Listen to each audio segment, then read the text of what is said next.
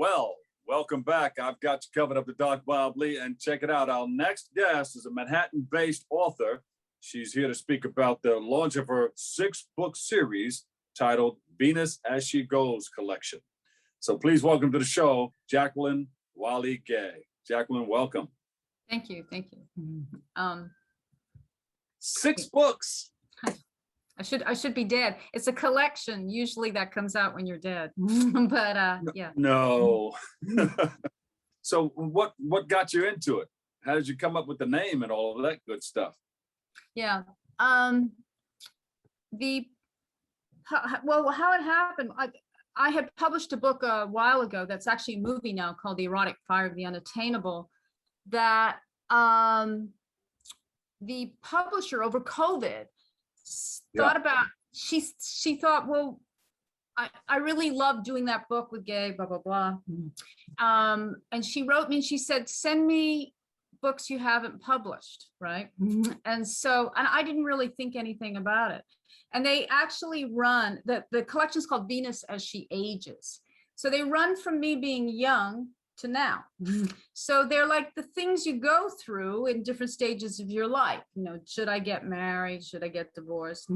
She named the collection Venus as She Ages because oddly in each book, I do refer to Venus, the goddess of love.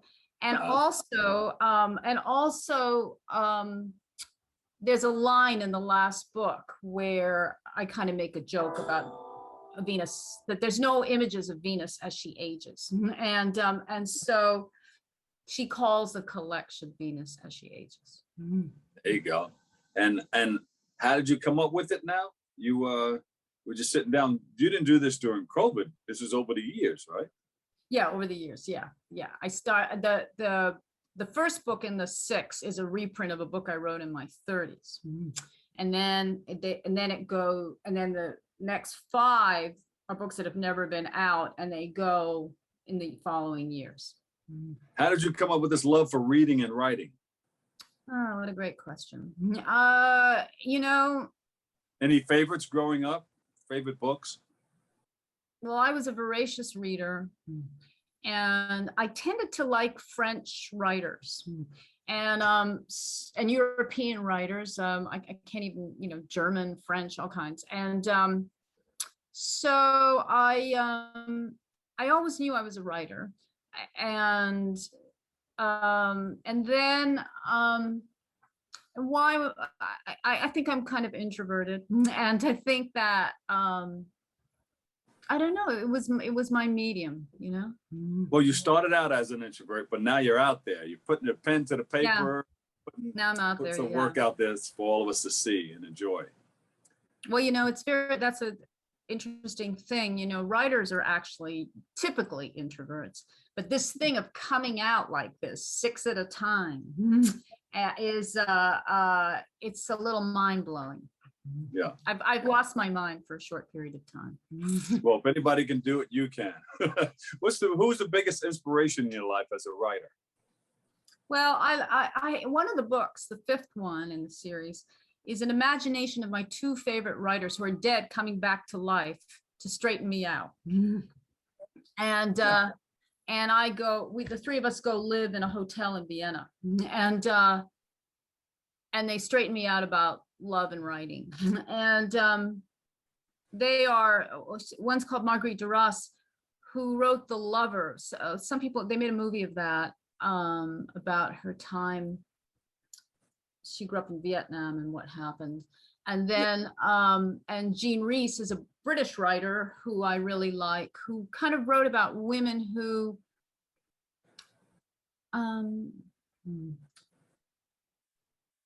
both writers write about offbeat women. They don't write the mainstream. So they write about women who take chances, who are kind of on their own and do unusual things. And I kind of identify with that.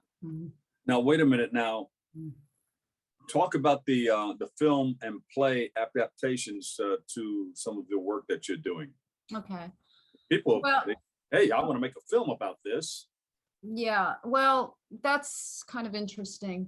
I'll do the play because that's shorter. Okay.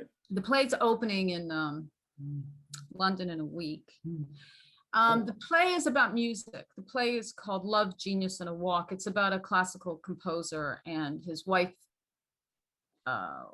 is quite a famous femme fatale, and she was cheating on him, and what happened during all of that. And he went to see Sigmund Freud over it, and etc. So that's about that, and it's about and it's about how artists can create the most sublime work, but their life can be a total mess. And this sort of friction between art and life. And having, you know, when an artist can be going through hell. Like, look at Beethoven. He was deaf, had no money, and he creates this like music that, you know, goes through the centuries. So then he went to see Sigmund Freud. That means they went to see a psychiatrist or a psychologist. Yeah, Sigmund Freud is a psychiatrist, but it was sort of pre-psychiatry. So what happened is they took a walk together. That's why it's called Love, Genius, and a Walk. And in the walk, they discuss marriage and art and all of these things, and how, you know, and the dilemma, and then other things happen in the play. I won't bore you with it because. Yeah. Where can we go to find out more about what you're doing? Website, social media? Yeah. Well, I am on social media under my name, Gay Walley. I have a website, gaywalley.com. Actually, I'm redoing it, but you can still find stuff there. And yeah, I'm around. Gaywalley.com. Yeah. All right. Thank you so much. Thank you for sharing all of that with us. A lot. And good luck with the book. Thank you. Thank you. All right. All right. And that's all the time we have for today's show. Oh no, we gotta go. But we'll be back with a whole lot more. I want to thank our staff right here at Bronxstat. Thank you for tuning in. Thank you for checking it out. All of us that tune in and check this out at this particular time. Always remember this: what you are is God's gift to you. What you make of yourself is your gift to God. So choose your choice and let your choice control and choose it. Remember, whether you say you can or you can't, either way, you're right. I'm the Dr. Bob Lee. I'll see you over 107.5 WBLS later on.